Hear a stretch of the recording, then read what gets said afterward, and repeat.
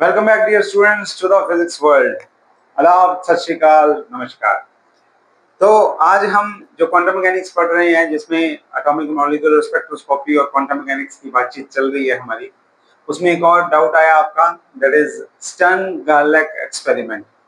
बहुत ही कमाल का एक्सपेरिमेंट था, बहुत ही नजारेदार शानदार काम है, और आज वो सीखेंगे हम थोड़े से टाइम में। बड़ा प्यारा सा छोटा सा आर्टिकल है, लेकिन क्वांटम मैकेनिकली इसकी इंपॉर्टेंस बहुत ज्यादा थी। ठीक है, तो क्या किया था, कैसे किया था, क्यों ये क्या हुआ, कैसे हुआ, कब हुआ, ये सब सीखते हैं आज के काम में। और आज का करते हैं शुरू, आज के टॉपिक का काम, एक प्रभु का नाम। तो इसमें था क्या, जो हमारे पास स्टर्न-गार्लक एक्सपेरिमेंट है, 1922 में दो साइंटिस्ट थे, यही स्टर्न एंड गार्लक। ठीक है, स्टर्न एंड गार्लक, इन्होंने एक्सपेरिमेंट किया था जिसने दो चीजें एस्टेब्लिश कर दी थी। कौन कौन सी दो चीजें? एक तो चीज इन्होंने एस्टेब्लिश कर दी कि स्पिन एग्जिस्ट करती है, जो स्पिन एंगुलर मोमेंटम है ना, spin off the electron, spin angular momentum, जो भी आप कहना चाहो, कि वो एग्जिस्ट करता है, इलेक्ट्रॉन स्पिन या स्पिन एंगुलर मोमेंटम। दूसरा, इन्होंने स्पेस क्वांटाइजेशन एग्जिस्ट करवा दी थी, ऑब्जर्व करवा दी थी, कि एस्टेब्लिश कर दी थी कि भाई होती है। ठीक है, तो ये दो एक्सपेरिमेंटली इन्होंने ये दो चीजें एस्टेब्लिश की थी। कैसे की थी? एक्सपेरिमेंटल अरेंजमेंट को समझते हैं।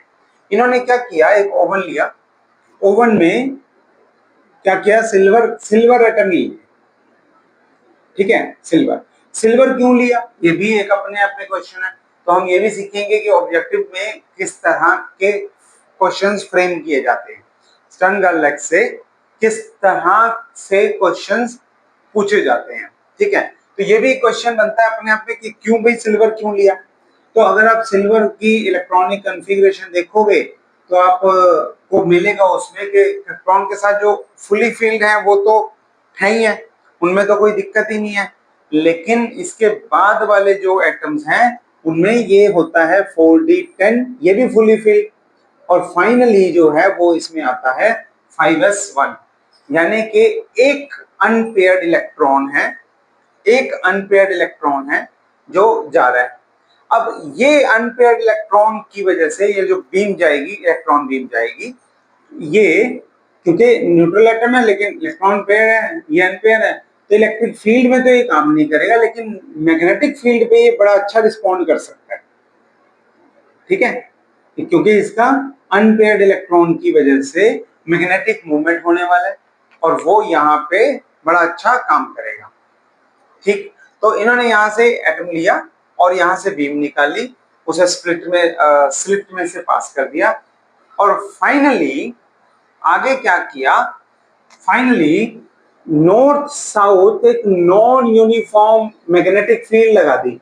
नॉन यूनिफॉर्म मैग्नेटिक फील्ड, ध्यान रखना, ये सबसे इंपॉर्टेंट पॉइंट है स्टर्न-गार्लक एक्सपेरिमेंट का, जो कहीं पे भी कभी भी पूछा गया है। बहुत सारे पेपर्स में बहुत बार सिर्फ एक ही क्वेश्चन पूछा गया है कि स्टर्न-गार्लक एक्सपेरिमेंट में मैग्नेटिक फील्ड किस तरह की थी, मैग्नेटिक फील्ड किस तरह की थी, और उसका आंसर क्या है? उसका आंसर एक ही है कि ये इनहोमोजेनियस वर्ड कह लो, इनहोमोजेनियस। ठीक है, आप नॉन यूनिफॉर्म कह लो, नॉन यूनिफॉर्म कह लो, जो भी आप बोलो। ठीक है, तो ये क्वेश्चन पूछा गया है काफी बार रेडियो फ्रीक्वेंसी के साथ, मतलब आगे क्वेश्चंस में बता दूंगा वो। ठीक, तो इनहोमोजेनियस या नॉन यूनिफॉर्म मैग्नेटिक फील्ड उन्होंने लगाई।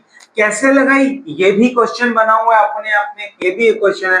तो दो पोल लिए, आप ये देखो, एक नॉर्थ पोल लिया, नॉर्थ पोल लिया, वो कैसा था, वो ऐसे शार्प वेज था। ठीक है, और एक साउथ पोल लिया, साउथ पोल लिया तो वो थोड़ा फ्लैट टाइप ले लिया। ठीक, अब एक मैग्नेटिक फील्ड ऐसे वेज टाइप हो और दूसरी फ्लैट हो, तो आपको पता है कि मैग्नेटिक फील्ड में अच्छा खासा ग्रेडियंट आ जाएगा। नॉन यूनिफॉर्मिटी तो है पर अच्छा खासा ग्रेडियंट है उसमें। ठीक, तो अब इसमें से जब वो पास करती थी बीम, जब जब बीम मैग्नेटिक फील्ड में से पास करती है वो क्या करता है, या तो इलेक्ट्रॉन उधर को स्विच कर जाता है ऊपर को, या फिर उसमें डिफ्लेक्शन हो जाती है नीचे को। और जैसे ही हम करंट ऑफ करते हैं या इलेक्ट्रोमैग्नेट ऑफ करते हैं, मतलब मैग्नेटिक फील्ड ऑफ करते हैं, वो क्या जाता है, वो बिल्कुल सीधा जाता है और सीधा जाके इस पॉइंट पे जाके रुक जाता है। ठीक है, तो जब जब आप मैग्नेटिक फील्ड बंद कर रहे हो कोई रिफ्लेक्शन नहीं है, लेकिन अगर आप मैग्नेटिक फील्ड ऑन करते हो तो दो डायरेक्शंस में, प्लस माइनस टू डायरेक्शंस में स्प्लिटिंग हो रही है और उससे डिस्प्लेसमेंट, कुछ डिफ्लेक्शन आ रही है।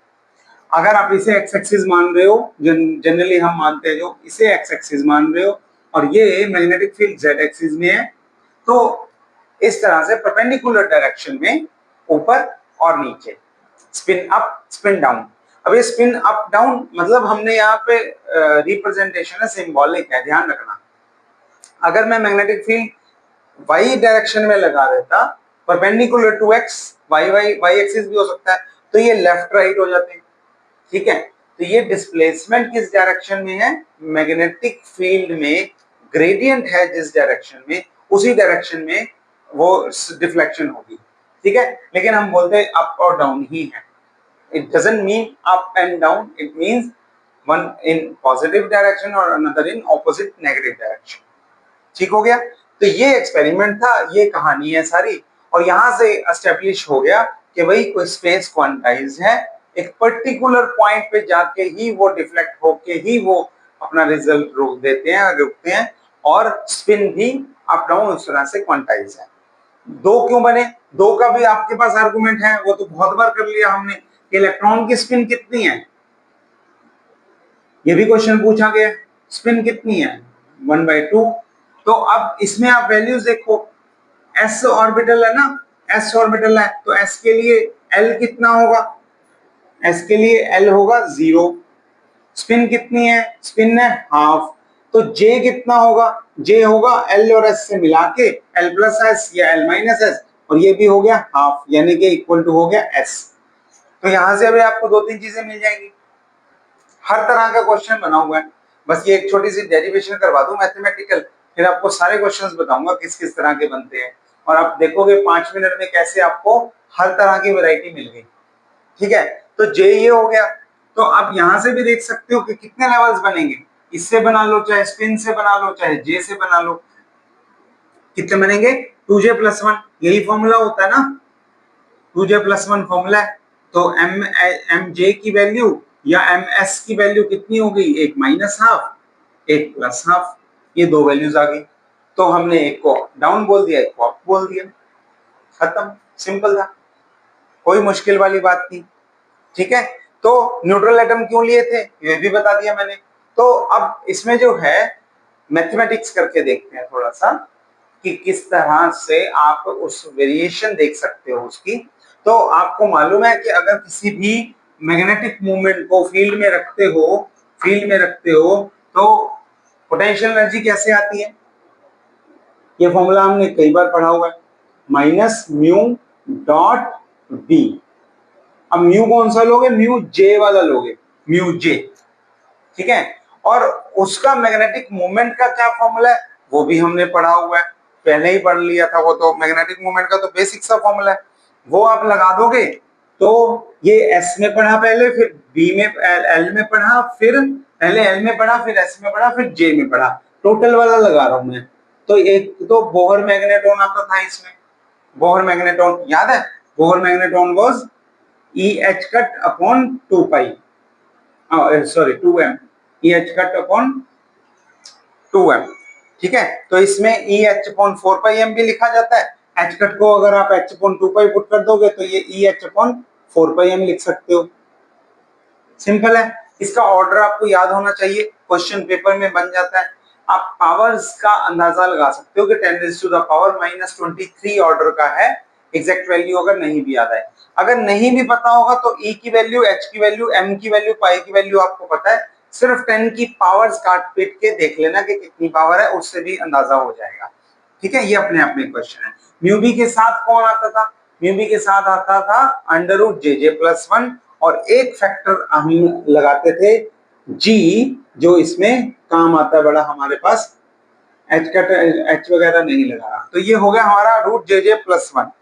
ठीक है, इसमें जी जो है वो हमने वो भी सीखा था जब क्लासेस में पूरा किया हुआ है काम, कि जी एल के लिए वन होता था, एस के लिए होता है हमारे पास स्पिन के लिए टू, और जो है जे जी जे लैंडेस जी फैक्टर बोलते हैं इस जीजे को। ठीक है, तो जीजे को जब लैंडेस जी फैक्टर की बात कर रहे हैं तो जी को हम लिखते हैं फॉर्मूले के साथ वन प्लस जे जे प्लस वन, ठीक है, plus S S plus one minus L L plus one divided by two times of J J plus one. ठीक है, और अगर आप इस फॉर्मूले के लिए इस वैल्यूज के लिए करोगे तो L तो जीरो है, तो और J इक्वल टू एस है, तो J इक्वल टू एस कितना बन जाएगा टू टाइम्स, और नीचे भी है टू टाइम्स, तो ये टू टाइम्स से टू टाइम्स कट जाएंगे और वन प्लस वन हो जाएगा टू। तो G की वैल्यू हो जाएगी हमारे पास टू। ठीक है, यहां पे होगी। अब डॉट बी वाला फैक्टर भी देख लेते हैं। डॉट बी में आप बी लगा दोगे, लेकिन म्यू और बी के बीच में कौन है, वो है कॉस थीटा। कॉस थीटा क्या होता है, जो Z component divided by total. ठीक है, बेस अपॉन हाइपोटेन्यूज की बात कर रहा हूं, तो माइनस टू म्यू बी, और ये हो गया अंडर रूट जे जे प्लस वन, और बी हो गया बी, और इसे आप क्या लिख सकते हो, कॉस को आप लिख सकते हो, क्या होता है थर्ड कंपोनेंट ना, M J. Third component is M J. L Z की आइगन वैल्यू जो होती है वो इस तरह से आती है, और अंडर रूट में टोटल एल जो होता है, टोटल जे जो होता है वो जे जेड अपॉन जे, टोटल जे ये होता है। तो ये कट जाएगा फैक्टर। ठीक है, ये कट गया, और बाकी जो बचा हमारे पास वो है mainly two mu B M J B, ऐसा सा कुछ आ गया। अब ये किसका इक्वल है, ये है पोटेंशियल। हमें क्या चाहिए, हमें चाहिए डिस्प्लेसमेंट कितनी हुई है। अब यहां से मैथमेटिक्स देखना थोड़ी सी, फोर्स का रिलेशन होता है पोटेंशियल के साथ माइनस करली वी बाई करली एक्स, अगर मैं एक्स एक्सिस में जाऊं। लेकिन हमने पोटेंशियल किस मैग्नेटिक फील्ड किस डायरेक्शन में ली है, जेड वाली में, तो मैं इसे जेड लिख लेता हूं। ठीक है, तो यहां से अगर आप फोर्स देखोगे that will be two times of mu B M J, वो तो बाहर निकाल लो, लेकिन डेरिवेटिव किस पे आ गया, करली बी बाय करली जेड आ गया। देख लो ये रिलेशन ठीक है, कोई प्रॉब्लम तो नहीं है, यहां तक पहुंच गए। और अब अगर आप फोर्स को देखोगे, force which is M A, तो एक्सेलरेशन किसके इक्वल होता है, फोर्स अपॉन मास के। फोर्स कितनी है मैंने लिख लिया, लेकिन इससे बात नहीं बनेगी अभी। डिस्प्लेसमेंट देखनी है हमने, डिस्प्लेसमेंट होती है half a t square, a t square. ए कितना हमने एफ अपॉन एम से निकाल लेना है, और वो हो जाएगा two mu B M J divided by capital M लिख लेता हूं, curly B by curly Z. और टाइम कैसे निकालोगे, टाइम हो सकता है डेल्टा एक्स अपॉन बी, जिस वेलोसिटी से वो मूव कर रहा है डेल्टा एक्स में वो टाइम है। देखो फर्क देखना, एक तो डिस्प्लेसमेंट, एक तो मूवमेंट है अलोंग एक्स एक्सिस, वो तो है ही है, उसमें जो टाइम लग रहा है हम उसको काउंट कर रहे हैं, v वेलोसिटी से जा रहा है, एक्स डिस्प्लेसमेंट हुई, वो यहां पे आ गया। लेकिन एक हुई है डिस्प्लेसमेंट डिफ्लेक्शन, जो z एक्सिस की तरफ हुई है, z में थोड़ा सा ऊपर, z में थोड़ा सा नीचे, वो डिफ्लेक्शन है, हम वो निकाल रहे हैं। और उसमें ये दोनों फैक्टर्स चाहिए थे, एक हमने फोर्स से निकाल लिया, फोर्स को हमने पोटेंशियल एनर्जी से निकाल लिया, और टाइम को हमने यहां से लेंथ अपॉन वेलोसिटी करके निकाल लिया। सारा आप पुट कर दोगे तो आपका आंसर आ जाएगा, काम खत्म, बस इतना ही तो है। तो ये एक्सप्रेशन लिख देना, mu B M J upon M curly B by curly Z, और ये आ गया इसमें। तो आपको एक बात पता लग गई, displacement is directly proportional to, force से भी निकाल सकते थे, फोर्स से भी निकाल सकते थे सीधा सीधा, कांस्टेंट को छोड़ दो, म्यू बी को ले लो म्यू, और ये म्यू इंटू करली बी बाई करली जेड, कई बार ऐसे भी लिखा होता सीधा सीधा, और यहाँ पे डिस्प्लेसमेंट भी उसी में आ गई। अब यहां से हमें क्या सीखने को मिला, यहां से हमें सीखने को मिला कि अगर मैग्नेटिक फील्ड है non uniform which is varying with respect to Z, तो फिर तो डिस्प्लेसमेंट होगी, फिर तो फोर्स लगेगी और डिस्प्लेसमेंट होगी। लेकिन अगर मैग्नेटिक फील्ड हमने यूनिफॉर्म ले ली तो कोई डिस्प्लेसमेंट नहीं दिखने वाली, कोई फायदा नहीं होने वाला। ठीक है, ये इतनी सी बात थी करने वाली बस। तो अब हम इसमें देख लेते हैं कि किस किस तरह के कौन कौन से क्वेश्चंस पूछे जा सकते हैं। तो इसमें क्वेश्चंस में पहला तो स्टर्न-गार्लिक एक्सपेरिमेंट क्या करता है, किसकी एस्टेब्लिशमेंट है, स्पेस क्वांटाइजेशन या spin electron spin existence was first established by stern-garlic. एक तो क्वेश्चन ये हो गया। उल्टा भी पूछ सकते हैं स्टर्न-गार्लिक ने क्या एस्टेब्लिश किया, तो आप ये दोनों में से कोई भी पॉइंट बता सकते हो। ठीक है, उसके बाद मैग्नेटिक फील्ड पे क्वेश्चन बहुत बार पूछा ही गया, बहुत बार पूछा गया कि इन होमोजीनियस फील्ड है या होमोजीनियस फील्ड है, नॉन यूनिफॉर्म है कि यूनिफॉर्म है। हमने सीख लिया कि अगर यूनिफॉर्म हुई तो कुछ नहीं होने वाला, नॉन यूनिफॉर्म ही चाहिए, ग्रेडियंट चाहिए हमें। ये भी क्वेश्चन आ सकता है कि ग्रेडियंट कैसे अचीव करोगे, तो वो ये भी आप पता लग जाए आपको कि एक पोल कैसा है दूसरा कैसा है, और उससे भी आपका आंसर आ जाएगा।